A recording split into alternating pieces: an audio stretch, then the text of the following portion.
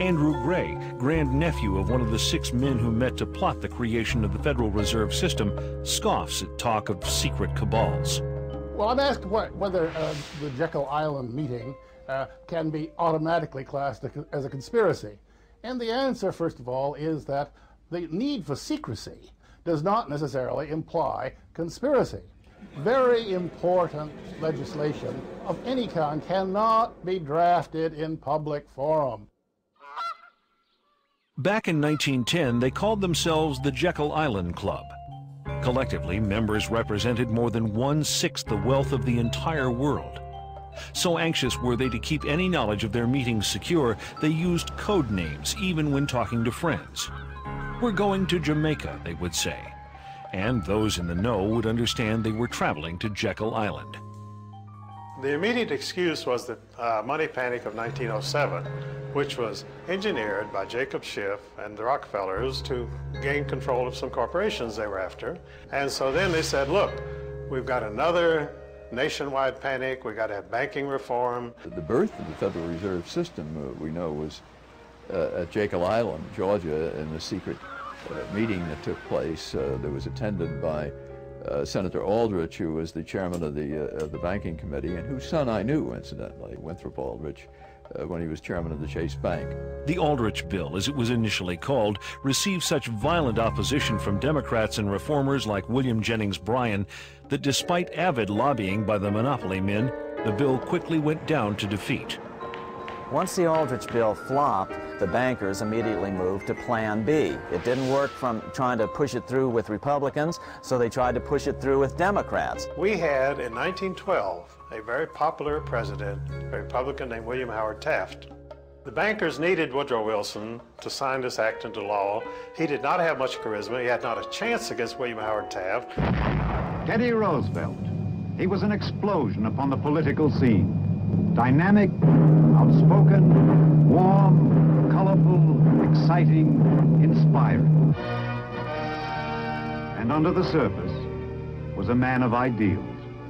You could say that J.P. Morgan really owned Theodore Roosevelt. You see, his right-hand man, vice president of his bank in New York, George Perkins, lived at the White House. He was the liaison man with the president. And so they drug Theodore Roosevelt out of obscure retirement. Roosevelt formed the Bull Moose Party and split the Republican Party and elected Woodrow Wilson. That's the only way they could do it.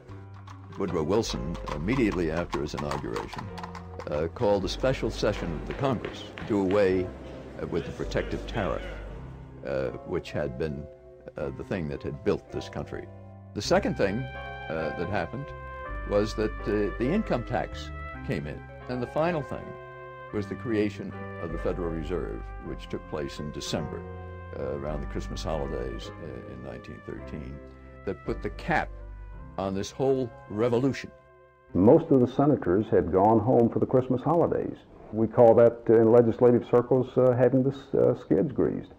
And the skids were greased and they just slid it right on through.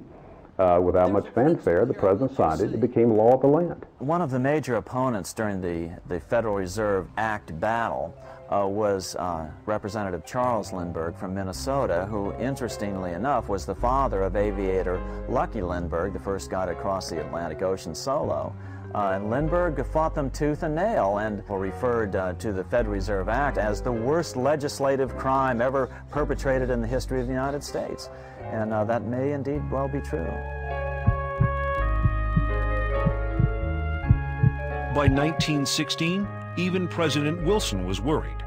He lamented, "The growth of the nation and all our activities are in the hands of a few men." Near the end of his life, Wilson said that he had been deceived into signing the Fed into law, reportedly murmuring just before he died, "I have unwittingly ruined my government." In law, when any people meet together to plot to rob somebody, that becomes a criminal operation. It can never be anything else. Throughout its subsequent history, it can never overcome that initial criminal beginning. And that's where we are today, a criminal syndicate. That's all it is. It's all it ever has been. Did the creation of the Federal Reserve represent a takeover of the United States by shadowy international financiers? Certainly, the Fed was designed to serve somebody's interest, but whose? Not the American banking community. It was the international banking community. The Morgans were an international family. The fortune had first been made in England, but they were allied with the Rothschilds and others in England, and one of their agents drafted the script for the Federal Reserve. The Rothschild family is one of the wealthiest families the world has ever known. By the early 1800s, they established themselves as the most important bankers in all Europe. By the end of the 19th century, they're said to control half the wealth of the world. As Rothschild biographer Derek Wilson explains, Rothschild critics have justification for their anxiety. The House of Rothschild is immensely more powerful than any financial empire that has ever preceded it, and it's able to control governments behind the scenes, secretly. Economic power, political power go hand in hand, and it's like Mayer Rothschild of the Rothschild banking family in Germany said, "Give me control of a nation's monetary system, and I care not who writes their laws." Nathan Rothschild in 1820 might have had more right to say that than any of his successors. The statement is more or less absurd. The Federal Reserve does not control the money supply. The Federal Reserve influences the money supply. To say that the Federal Reserve only influences the money supply is like saying a robber with a gun to your head is only influencing you to give him his money. And of course, if you give him your money, you may be spared your life, but here again, you don't have your money anymore. There has been, in the last 30 or 40 years, a much greater international flavor to the activities of the Fed because the banking system has become global. And you could no longer regulate the U.S. money supply by simply via the domestic Federal Reserve banks. The Federal Reserve controls the very heart of what's happening with money, because money answers everything. It's the one thing that everybody wants. And when you give a private institution a monopoly on the creation of this money, you vest total control in that institution. If you have the money, you can get any law passed you want. So who do you care whether Bill Clinton is president or who is senator from New Jersey? It doesn't make any difference because you write a check and you get another senator. One of the stickiest questions in this debate is this: just who owns the Federal Reserve? The City of London set the whole thing up. The Federal Reserve Bank of New York is principally owned by 5 merchant banks in London, chartered by the Bank of England. Perhaps England, which many have considered a political satellite of the United States in recent years, is really the one pulling the strings of international policy. It's not a matter of who owns the Fed, it's who controls it.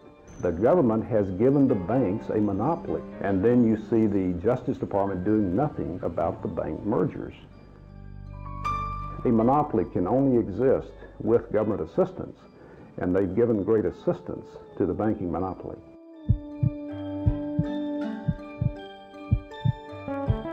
Perhaps the headiest allegation made against those who run the Federal Reserve is that they are responsible for 3 of the biggest tragedies of the 20th century: World War I, World War II, and the Great Depression.